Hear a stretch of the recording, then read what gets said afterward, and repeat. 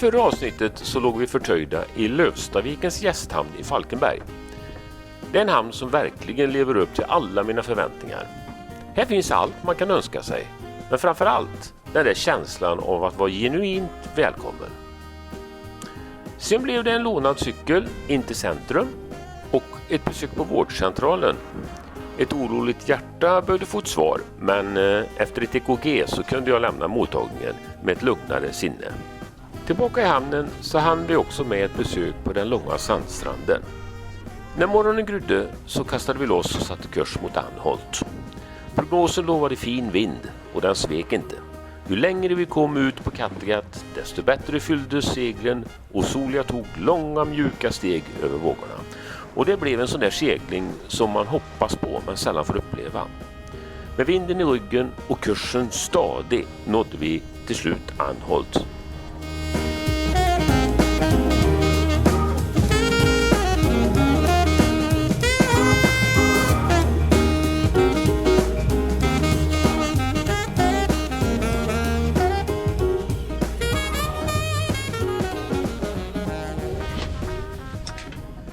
Då ligger vi på Anholt och seglingen hit har gått över förväntan. Fantastiskt, perfekt, lagom mycket vind, solsken, varmt, skönt. Det finns inget att klaga. Det gick bra hela vägen. Nu ska vi fira med en sån här öl som jag köpte i Falkenberg som jag aldrig har sett förut. Det måste vara något lokalt. Jumping Jacks. Den har legat på kylning ända sedan igår kväll nu så att den är nog mogen. En välkomstöl tycker jag är värd. Sen så ska vi gå upp och betala gästhamnsavgiften. Skål och välkommen!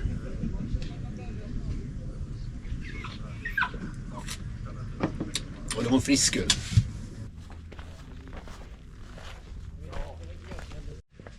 Jag har varit betalt gästhamnsavgiften 390 danska kronor. Jag vet inte vad det kan motsvara i svenska riktigt. Men det är väl helt okej. Vi ska se om jag hittar lite turistinformation någonting om ön här. Så jag vet att jag ska ta vägen imorgon. Imorgon blir det någon cykeltur runt ön tror jag. Det är kul att gå på bryggorna och kika på båtar här. Det finns allt ifrån Maxi 77 till stora stålsegelbåtar på 45-50 fot. Mest danskar, en hel del tyskar, inte så mycket svenskar. Ja, det sögde allt rejält i tarmen. Men ta en fish and chips. De här förtöjningstamparna var lite rejälare än mina. Men det är klart. Så är båten också lite större.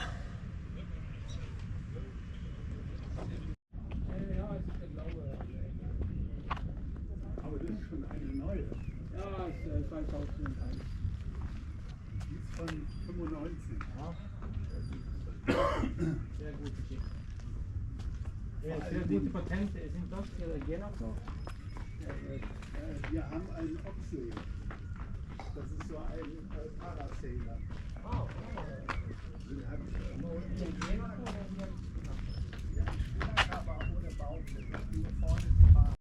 ich Föga förvånande så slår åskan här ner här ute nu. Det blir åska. Det är så tryckande varmt så det är bara inte förvänta sig något annat än det blir åska och regn. Det måste komma en skur snart.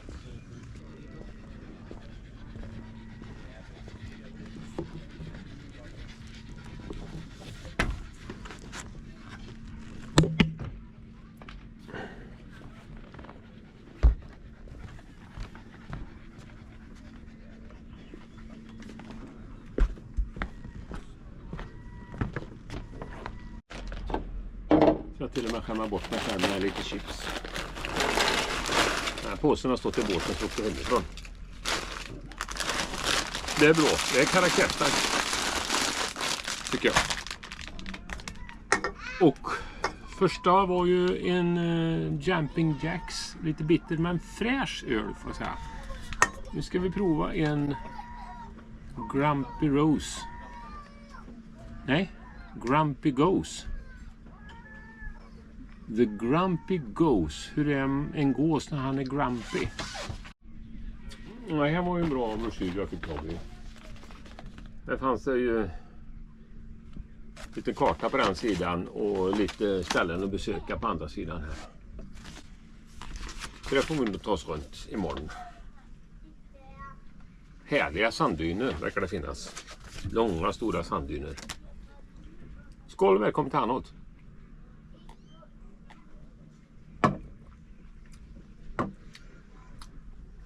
Den var mustigare i smaken. Och mer smak. Den var inte så frisk så... Och så var den lite rödare i färgtonen med. Föredrar Grumpy Ghost faktiskt. Den var bättre.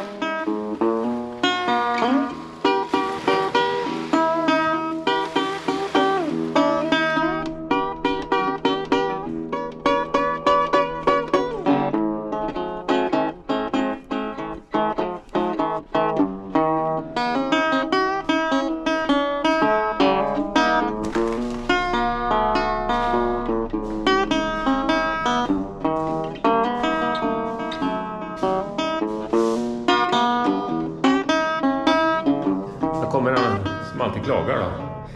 När man varit nere och badat i saltvatten så vill man skölja av sig sen när man betalat gästhavsavgiften. Och vad möts man av då? En automat som säger att man ska visa kortet och så betala 9 spänn för att ta skölja av sig med lite vatten. Ja. Jag har inget kort med mig.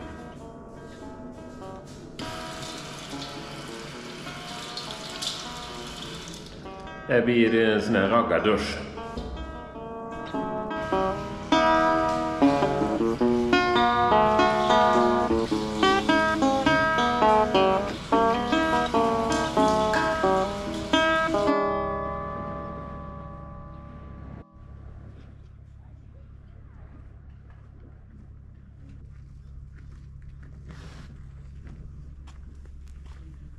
Fantasi 44. Nej, fina båtar. Idag hade det tydligen slåtts ett par stycken värmerekord i Sverige. Södra Sverige.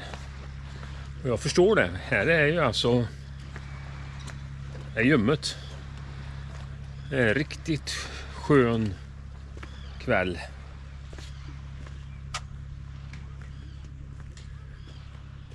Och efter en riktig skarabörsk raggartvätt så mår man ju superduper. Vi går en sväng på bryggan här och tittar på de stora båtarna. Det är de som ligger längst ut här.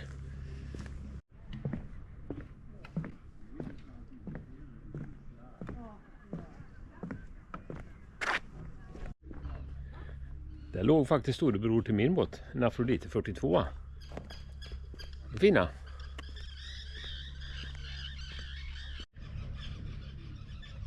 I slutet på den bryggan som jag gick nu, där låg det bland annat en Hallberg Rassi 40 och en Bavaria 38.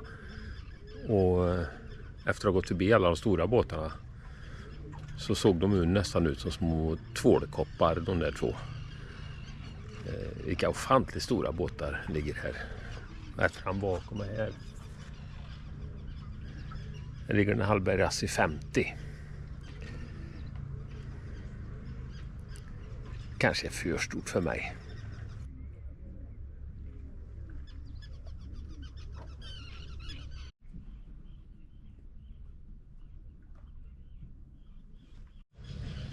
Hur du va?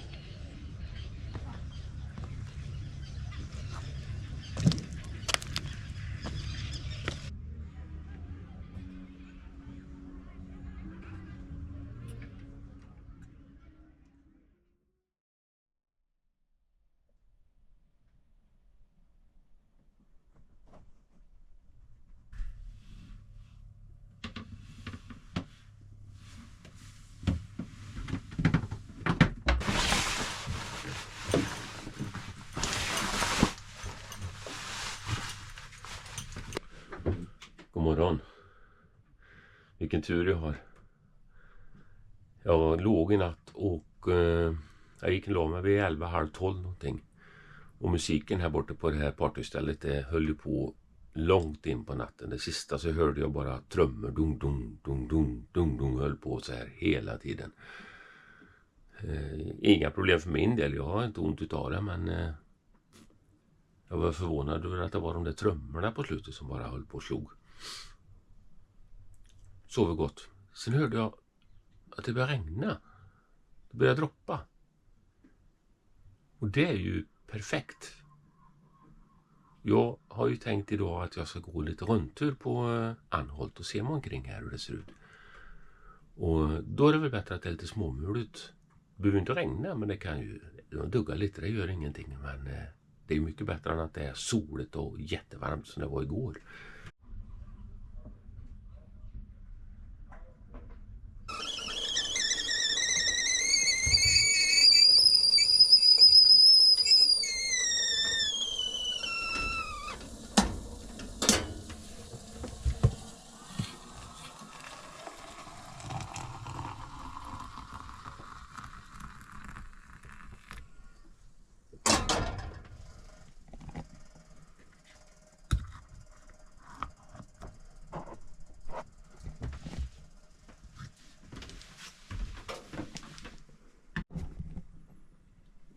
Här är kartan jag fick igår över Anholt.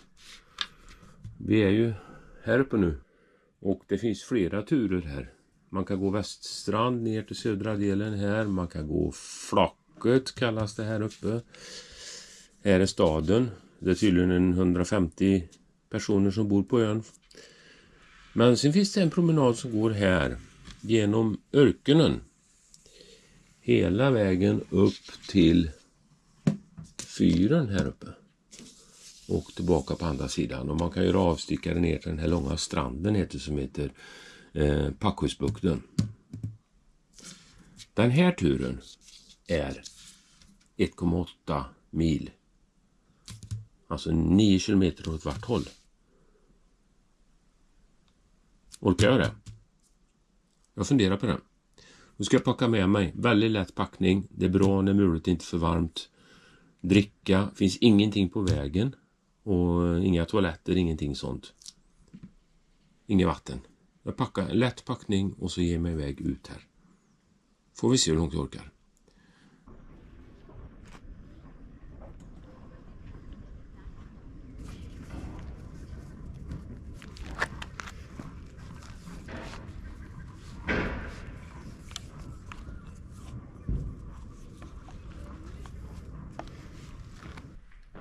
Då är vi på väg.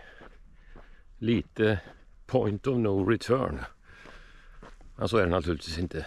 För att lika långt som jag går nu, så långt har jag att gå hem.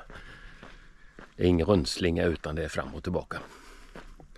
Men lite spännande. Men jag är ju rätt så envis att jag tror att jag klarar det här. Kolla vilka fina odlingar här.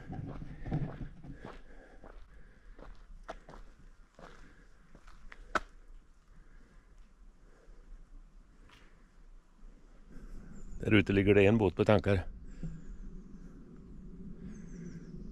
Det är lite så jag tänkte göra resten av sommaren. I alla fall en del. Och det med att jag är envis, det är ju så att nu råkar den här var 1,9 mil. Hade den nu varit 4,2 mil, då hade jag tänkt likadant. Ja, varför ska jag gå någon kortare? För det finns ju en på 4,2. Nu kör vi. Liksom, jag ska alltid göra det värsta. Jag kommer i såna här situationer. Jag vet inte om jag lider utav det, men det är väl någon typ av diagnos kanske. Det finns ju bokstavskombinationer för allting idag. Oj, nu går vi förbi Anholts IP. Undrar vilken division de ligger i. Nu när de inte ens är med i VM.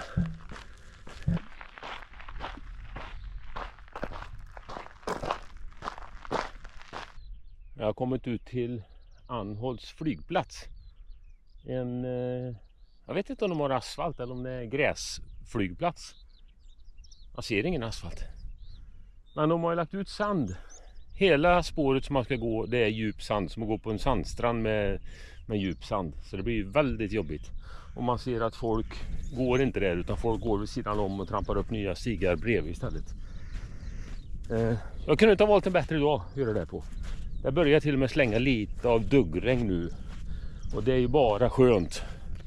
Och så fläktar det lite och så är det inte så jättesoligt. Så att det här är top notch.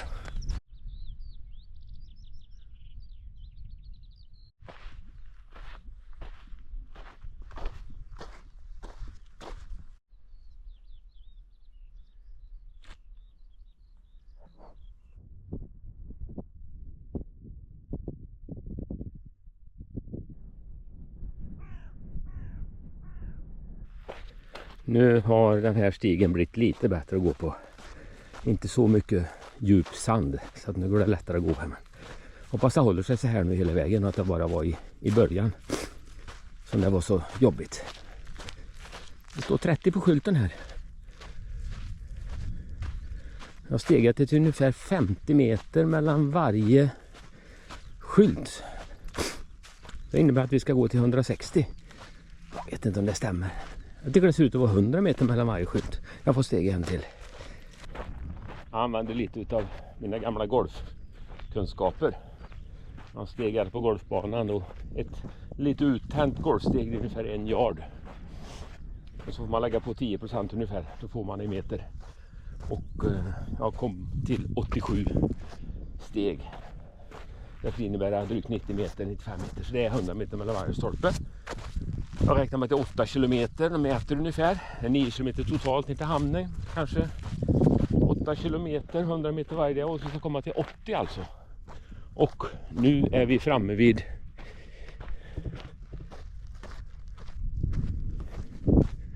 ...33. Så vi börjar närma oss halvvägs. Inte så illa.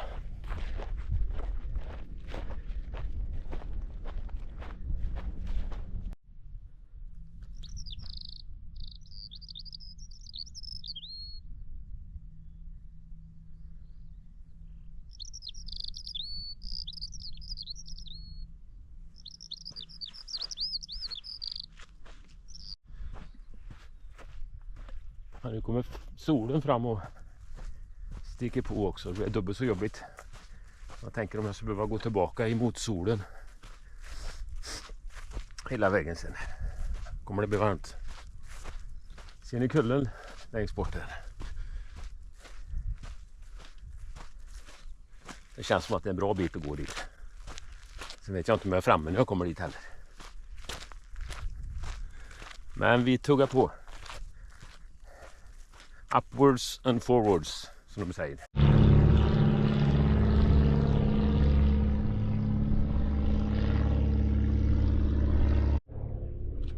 Det är nästan som lite som vilda västern.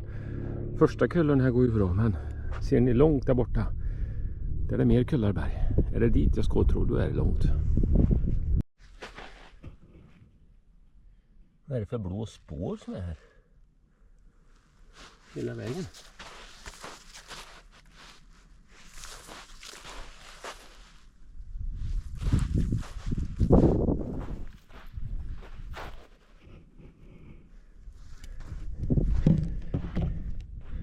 Kan det vara någon fordon som har gått här och läckt olja eller någonting? Jätteskumt. Det är fullt.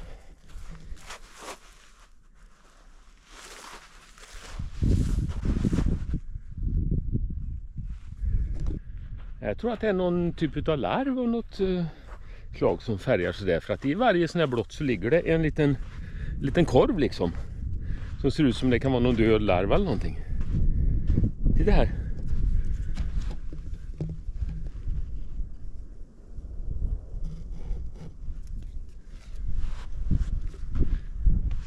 Det måste vara någon sorts larv eller någon insekt som gör det där.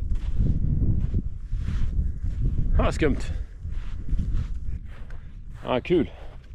Dagens teknik hjälper en. Nu signalerade min telefon att jag är på väg att nå dagens stegmål. Bra, fortsätt så, står det. Så nu har jag passerat 10 000 steg idag. Det är väl alltid något.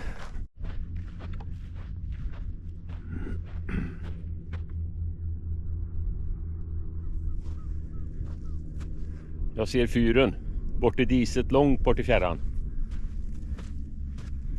Ja, vi har fått syn på den så nu släpper vi inte taget. We have reached the crossroad. Crossroads med Eric Clapton har ni hört, va? Den är skriver om den här korsningen. Nej, jag skojar. Den är inte. Det här är i alla fall korsningen som vi ska ta andra vägen hem sen.